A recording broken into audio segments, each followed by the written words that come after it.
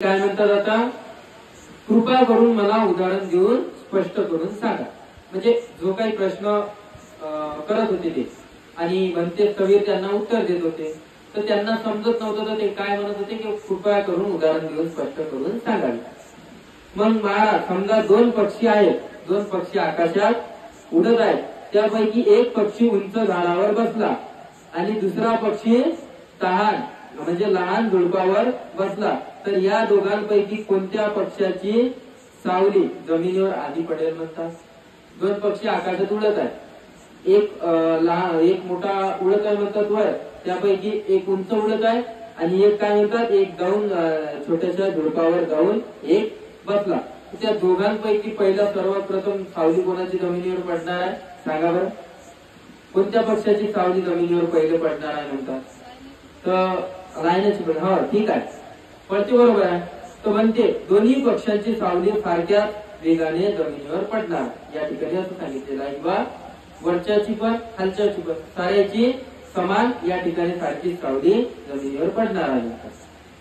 महाराज याचप्रमाणे जर कोणी येथे मृत्यू पावला व ब्रह्मलोकात पुन्हा जन्माला आला आणि कोणी दुसरा येथे मृत्यू पावला व काश्मीर मध्ये त्याला जन्म घ्यावा आला तरी या दोघांपैकी मृत्यू वेळ सारखीच असेल.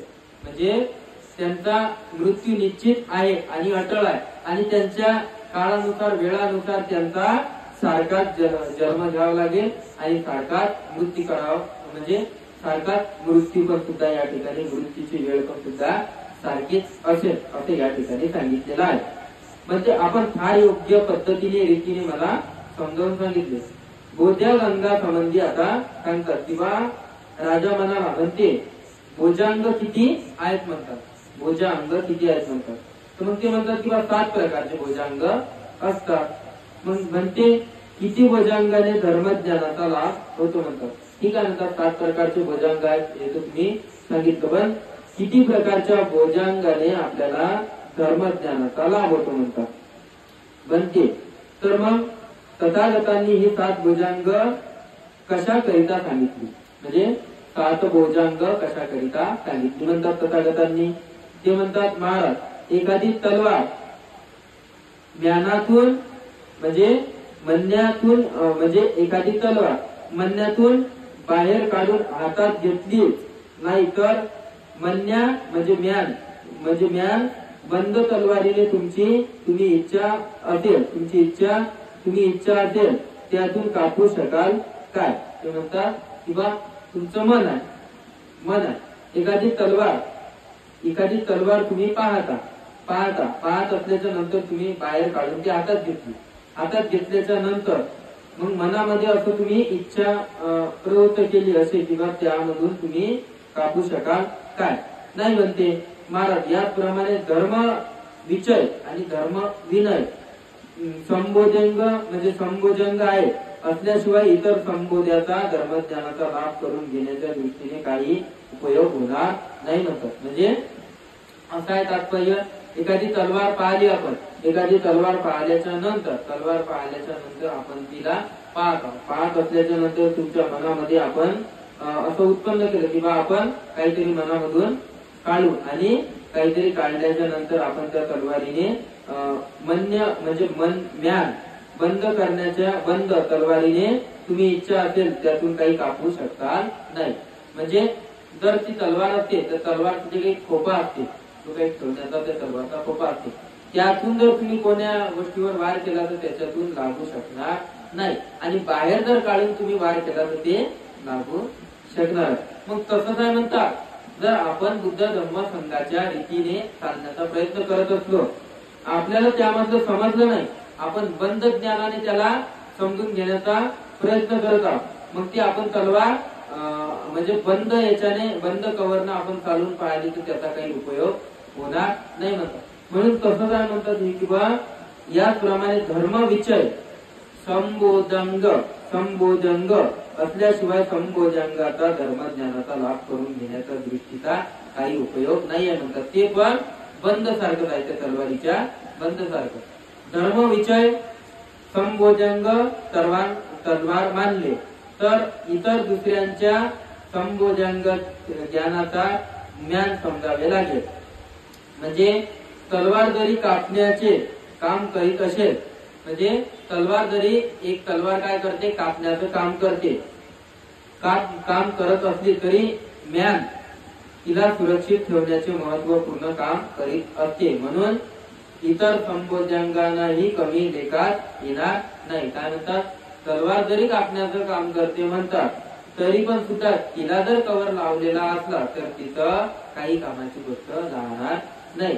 तसंच मग आपण या ठिकाणी सुरक्षित ठेवण्याचे परिपूर्ण महत्वपूर्ण असले तरी या ठिकाणी जर आपण तलवारीच्या त्या कवरीच्या समान जर आपल्याला संबोधण्याचा ज्ञान समजलं नाही किंवा कमी लेखता येणार नाही म्हणतात. म्हणून मग ते फारच छान प्रकारे आपण समजावून सांगितलं किंवा आपण एक त्या तलवारीच्या सारख्या प्रमाणे संबोधनाचा ज्ञान करावं, त्याला बाहेर काढून त्याचा ज्ञान आणि त्याचा दृष्टी आणि त्याचं स्मरण आपण बाहेर काढून करावं. छान प्रकारे म्हणजे आपण समजावून सांगितलं.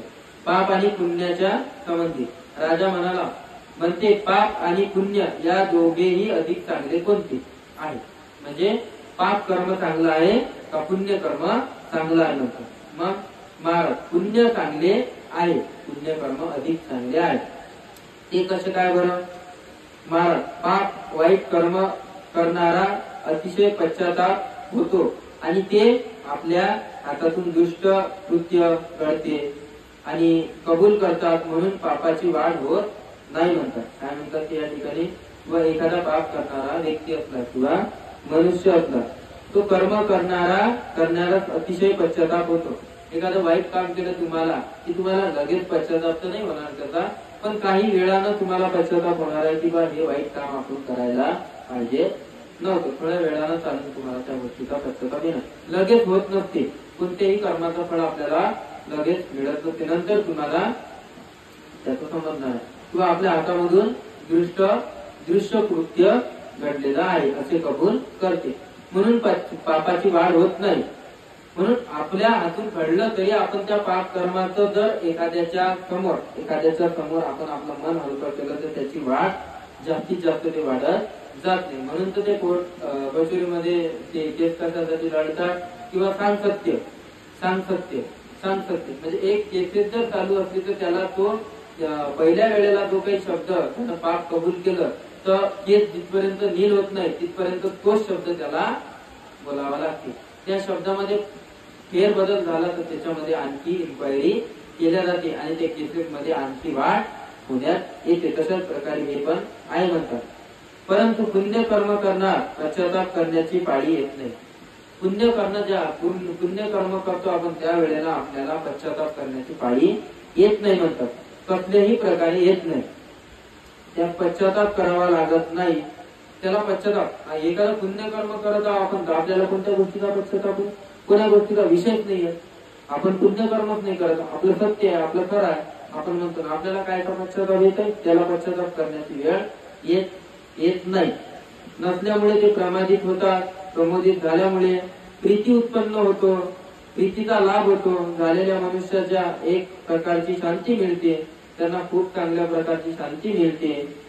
शांतीमुळे निष्पाप होतात, त्यांच्या मनामध्ये सुख प्राप्त होतो. सुख प्राप्त झाल्याच्या नंतर तो त्याला मनाला स्वतःला सुख प्राप्त झालं की त्याच्या सुखाला तो दुसऱ्यांना पण सुख देऊ शकते. सुख लाभाने चित्त स्थिर होऊ शकते, समाधीचा अभ्यास लागू शकते, चिंतन मनन करू शकते, एका अभ्यासामध्ये मग्न होतो.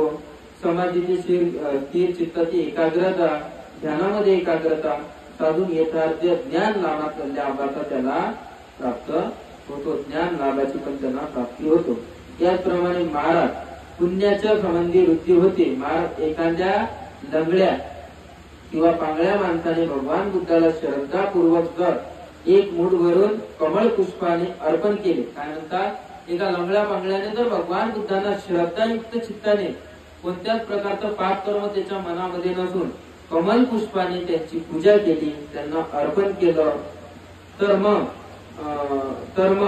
तो निदान 92 कल्पापर्यंत त्या दुर्गंधीत दुरावस्थेत जाणार नाही म्हणतात. काय म्हणतात, एखादा लंगडा जर जन्माला आला, लंगडा पांगळा जन्माला आला, पण त्याला समजलं की बा आपण आपल्या कर्मामुळे या ठिकाणी जन्माला आलो, ठीक आहे, कर्मामुळे आपण या ठिकाणी जन्माला आलो म्हणतात. पण त्यानंतर त्यांच्या मनामध्ये जर भगवान बुद्धांच्या प्रती श्रद्धा उत्पन्न झाली आणि त्यांनी कमल पुष्पाने भगवान बुद्धांना अर्पण केलं, पूजा केली, अर्चना केली, स्मरण केलं भगवान बुद्धांचं, तर त्याला 92 कल्पापर्यंत दुर्गंधित दुरावस्थेत जाणार नाही म्हणतात. 92 कल्प म्हणजे किती झालं पहा बरं, किती मोठं त्यांना ते म्हणजे दुर्गंधीला जाणार नाही, दुरावस्थेमध्ये जाणार नाही. महाराज म्हणूनच म्हटले आहे की पापापेक्षा पुण्य हे अधिक चांगलं आहे. म्हणजे आपण चांगल्या प्रकारे बरोबर समजावून सांगितलं किंवा या जगामध्ये मनुष्याचा जन्म पुन्हा मिळणार नाही, म्हणून भगवान बुद्ध या ठिकाणी स्पष्ट उदाहरणामध्ये सांगतात की बा पाप कर्म करू नये. पाप कर्म करण्यापेक्षा पुण्य कर्म अधिक चांगले आहे. आजच्या प्रकरणामध्ये आपल्याला समजावून सांगितले की लंगडा पांगडा जर मनुष्य असला, त्याच्या मनामध्ये जर भगवान बुद्धांच्या प्रती श्रद्धा उत्पन्न झाली, त्यानं जर कमल पुष्प भगवान बुद्धाला अर्पण केलं, तरीही त्याला 92 कल्पापर्यंत त्याला कधी दुर्गंधीचा त्याच्यावर अवस्था येणार नाही किंवा दुरावस्था येणार नाही, त्याला दुःख येणार नाही, त्याला चिंताग्रस्त होणार नाही, चिंतन म्हणून त्याला येणार नाही, राग द्वेष मोह माया कृष्ण वासना असे कोणतेही प्रकारचे त्याला येणार नाही. म्हणून भगवान या ठिकाणी म्हणतात किंवा पापापेक्षा पुण्य कर्म अधिक चांगले आहे. म्हणून मनुष्याच्या जन्मामध्ये जे काही मनुष्याचे जन्म त्याला दुर्लभ आणि खूप चांगल्या काहीतरी पुण्यकर्मामुळे त्याला मनुष्याचा जन्म प्राप्त झाला.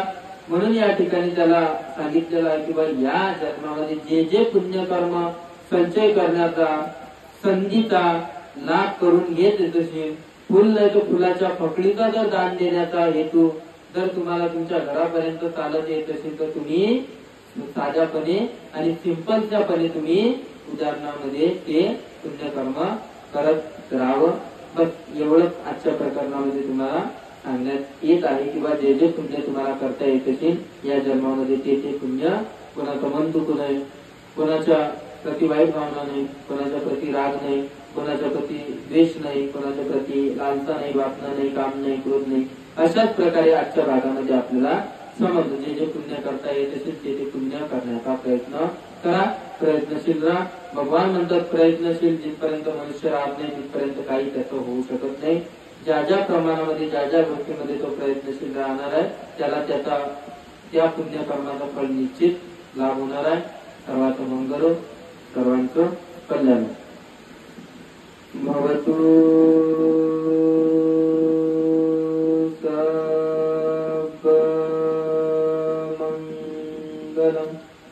भवतु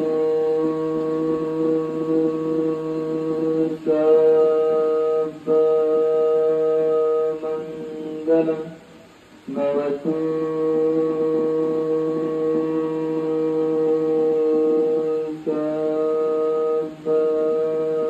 मंगलम. सर्वांचं मंगल, सर्वांचं कल्याण. बुद्धं नमामि, धम्मं नमामि, संघं नमामि. अहं वन्दामि सर्वदा, अहं वन्दामि सर्वदा, अहं वन्दामि सर्वदा. साधु